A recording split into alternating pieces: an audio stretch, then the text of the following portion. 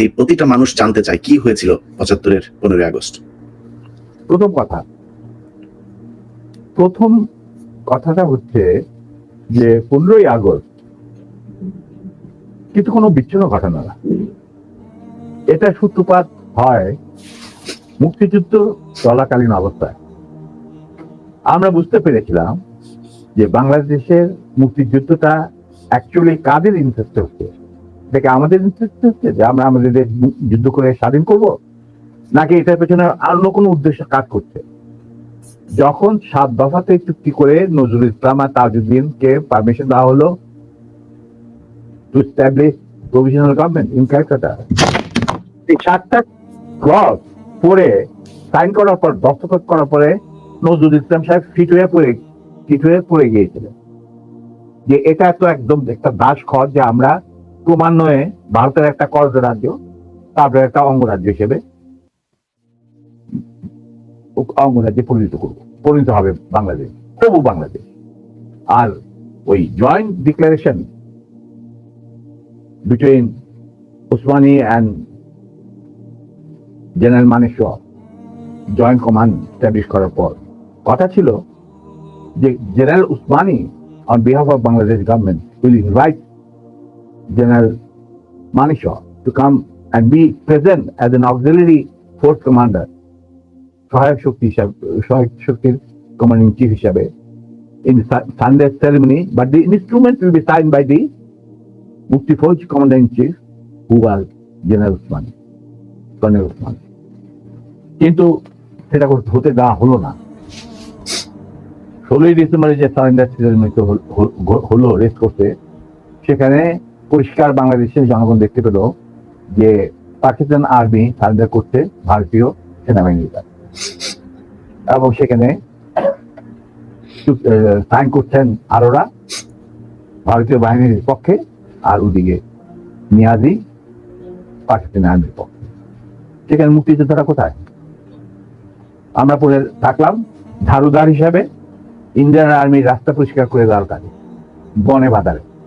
আমাদের কি কোনো শহরগঞ্জে ঢোকার পারমিশন দিল না মুজিব সরকার, আমাদের তাজউদ্দিনের সরকার, আওয়ামী লীগ সরকার। সেই অবস্থায় কি প্রমাণিত, এটা এই ঘটনায় কি প্রমাণিত হলো? ইন্ডিয়া প্রমাণ করলো সারা বিশ্বে যে বাংলাদেশের জনগণ নিজেরা যুদ্ধ করে দেশ স্বাধীন করেনি। বাংলাদেশ নামক একটি রাষ্ট্র প্রিমেচুরলি জন্ম দেওয়া হয়েছে as an outcome of Indo Pakistan war, যেখানে ইন্ডিয়া জিতেছে। এই তো হলো ইতিহাসের শুরু। তারপর মুজিবকে যখন ছাড়া হলো, এ তো কিছুই জানতো না যে দেশ স্বাধীন হয়েছে, কোনো মুক্তি ফৌজ বলে কিছু ছিল, হাজার হাজার লোক দেশচ্যুত হয়েছে, প্রাণ হারিয়েছে, কি জানতো। তাকে যখন ছেড়ে দেওয়া হলো, তখন ইন্দিরা গান্ধী তাকে পাকিস্তানে ফোন করে বলল যে, ফোন করলো মুজিব, ফোন করে বললো যে আমি দেশে ফিরে যাচ্ছি। তখন ইন্দিরা গান্ধী যাওয়ার আগে আপনার সাথে দেখা করে আমি আপনাকে কৃতজ্ঞতা জানতে চাই।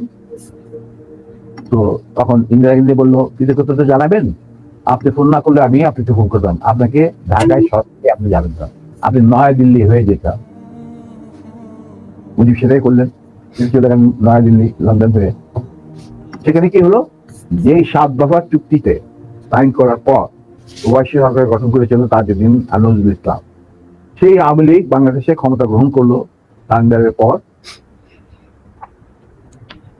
ওই 7 দফা ভিত্তিতে।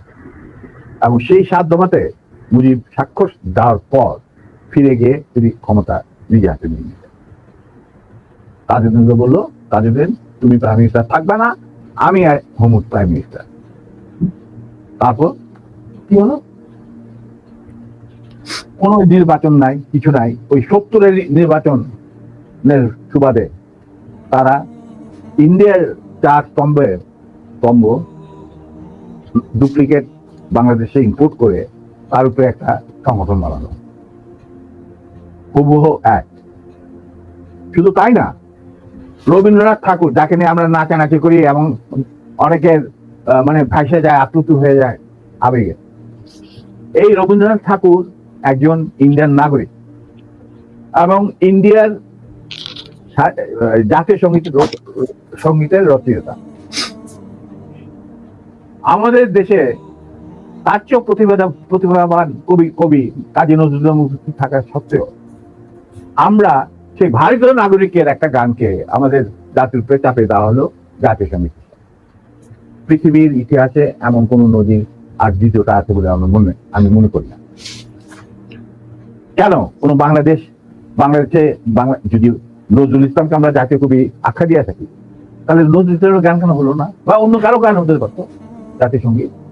ভালো ভালো কবি সাহিত্যিক ছিলেন আমাদের দেশে, কিন্তু পৃথিবীর ইতিহাসে কোথাও নাই যে বিদেশি এক নাগরিকে যে নাকি তার দেশের জাতীয় সঙ্গীত রচনা করেছে এবং আমাদের শুদ্ধ স্বাধীন বাংলাদেশে এসেও আমাদের জাতীয় সঙ্গীত রচনা করতে হবে। কি ধরনের কথা? That means you have nothing in your hand. তারপর মুজিবকে দিয়ে রক্ষী বাহিনী সৃষ্টি করলো ইন্ডিয়া। তারা বাংলাদেশের সামরিক বাহিনীকে দুর্বল করে একটা নামে মাত্র সামরিক বাহিনী, হাতে লণ্ঠন, করে ঠনঠন, এই ধরনের একটা সেনাবাহিনী রাখবে। আর কারণ একটা সেনাবাহিনী তো রাখতেই হবে, কারণ যে কোনো জাতির মেরুদণ্ড হচ্ছে সেনাবাহিনী। ওই হাতে লণ্ঠন, করে ঠনঠন, আর আসলে তার চেয়ে অনেক শক্তিশালী একটা বাহিনী গঠন করলো ইন্ডিয়া। স্যার, ওই যে 7 দফাটা আমরা তো ইতিহাস পড়ে, আমরা তো আসলে সাক্ষী না, আমরা পড়ে মানুষকে জানানোর চেষ্টা করেছি। আপনার স্মরণ আছে 7 দফাটার কথা কি কি ছিল? ওই দফায় যদি কয়েকটা গুরুত্বপূর্ণ জায়গা যদি মনে রাখেন। দেখো ভাই, আমি তো অ্যাকচুয়ালি 7 দফা একদম টোটো এগুলো আমার বইতে লেখা আছে। এটা কেন জিজ্ঞেস করলাম স্যার, কারণ হচ্ছে মানে আপনি করতে পারবেন না স্যার, সেনাবাহিনী তো 7 দফা মানলে করতে পারবেন না স্যার। আমার পক্ষে হয়তো এখন রিকালেক্ট করা অফেন ডিফিকাল্ট, কারণ আমার মাথায় অনেক কিছু খেলা করে। দু একটা জিনিস বলছি, যেমন ধরো মুজিব এবং তার সরকারকে প্রোটেকশন দেওয়ার জন্য ইন্ডিয়ান আর্মি অবস্থান করবে বাংলাদেশ। বাংলাদেশের কোন শক্তিশালী সামরিক বাহিনী গঠিত হবে না। বাংলাদেশের কোন স্বাধীন বৈদেশিক নীতি থাকবে না। বাংলাদেশের শাসন ব্যবস্থা, আমলাতন্ত্র, শিক্ষা ব্যবস্থা, স্বাস্থ্য ব্যবস্থা, শিল্প ব্যবস্থা, কৃষি ব্যবস্থা সবকিছুই চলবে ভারতীয় বিশেষজ্ঞদের ইচ্ছা মতো। তারা মুজিব বিরোধী কোনো মানুষকে বাঁচিয়ে রাখা হবে না। তার জন্য যত লোক মারার দরকার মারা হবে, যত লোককে লুলা ল্যাংড়া করা হবে, চক্ষু তুলে নেওয়া হবে, মেয়েদের ইজ্জত লুণ্ঠন করা হবে, কোনো সমস্যা নেই।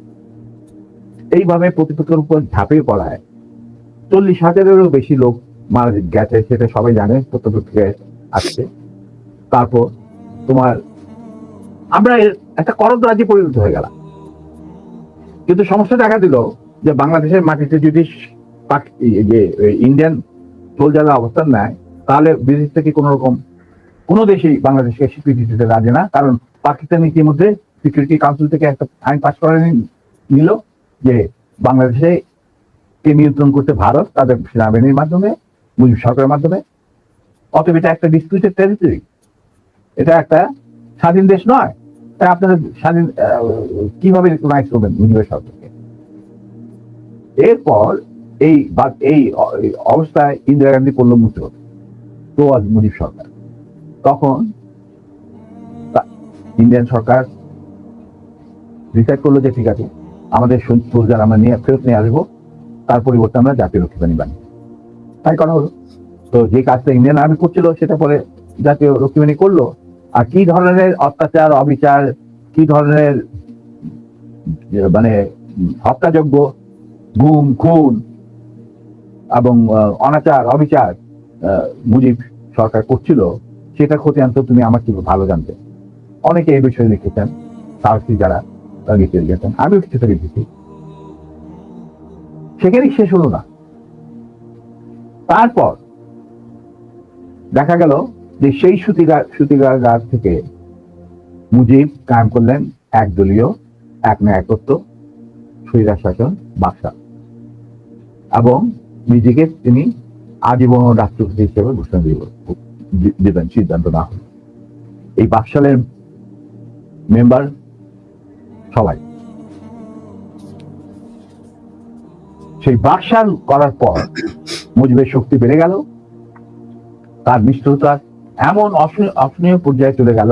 ইলিয়াস লুটপাট, মার ধর, চোরাচালান, নকল টাকা ছাপানো ভারত থেকে, এই সমস্ত মানে একটা আমাদের অস্তিত্বই এমন অবস্থায় গিয়ে থাকলো যে মানুষ একদিন মুজিবের জন্য দোয়া করেছিল যে আল্লাহ আমাদের এই মুজিব আমাদের চোখের মনি, আমাদের বাঁচাবে, দেশকে স্বাধীন করবে, বাঙালিদের ন্যায্য অধিকার আদায় করবে। সেই মুজিবের জন্য লোকজন আল্লাহর কাছে দোয়া চাচ্ছিল যে আল্লাহ আমাদের আজাদ দাও, নমরুদের হাত থেকে আজাদ দাও, আমরা শেষ মরে যাচ্ছি, সব কোথাও কোনো কেউ নেই প্রতিবাদ করা। এতো আমরা যারা সেনাবাহিনীতে তখন ছিলাম, যারা দেশপ্রেমী যোদ্ধা, তারা ঠিক মেনে নিতে পারেনি। কিভাবে তারা মেনে নিতে পারেনি পাকিস্তানের জান্তাদের অবিচার এবং দুরাচার। এরই পরিপ্রেক্ষিতে তাদের নেতৃত্বে সংগঠিত হয় একটা সেনা বিপ্লব। অনেকে বলে মুজিবকে মারা হলো কেন? মুজিব তো মারা যায় নাই, মুজিব নিহত হয়েছে একটা সেনা অভ্যুত্থানের ঘটাকালে। সেনা অভ্যুত্থান তো আর খালি হাতে মার্বেল খেলে না, ওখানে দুই পক্ষ থেকেই গোলাগুলি হয় এবং হতাহত হয় দুই পক্ষে। যেমন মুজিবের পক্ষের কিছু লোক মারা গেল, সেভাবে বিপ্লবীদের, সেনা অভ্যুত্থানকারী বিপ্লবীদের তরফেও কিছু লোক প্রাণ হারায়। এটাই বাস্তবতা। কিন্তু তারা বিজয়ী হয়ে গেল, বিপ্লবীরা বিজয়ী হলো, তারা ক্ষমতা তাদের নিজে হাতে নিয়ে নিল। স্বতঃস্ফূর্ত ভাবে ইলিয়াস ঘোষণাটা আমি দিয়েছিলাম, স্বতঃস্ফূর্ত ভাবে মুজিবের সেই মৃত্যুর খবর জানার পর আর বাকশালের পতনের খবর জানার পর লাখো লাখো লোক, মানে দেশের রাস্তা ঘাট, গঞ্জ, শহর, বন্দর, নগর, গ্রাম, সবাই আনন্দ মিছিল বের করলো। আমরা তো এই সমস্ত লোকজনকে ডেকে নিয়ে আসিনি, স্বতঃস্ফূর্ত ভাবে লোকজন। আর যে সমস্ত রাজনৈতিক নেতা বা দলগুলো আন্দোলন ছিল, তারাও জনসমর্থন নিয়ে রাস্তায় চলে আসে। এইভাবেই জনস্বীকৃতি পেয়েছিল 15 আগস্টের 32 সামরিক অভ্যুত্থান।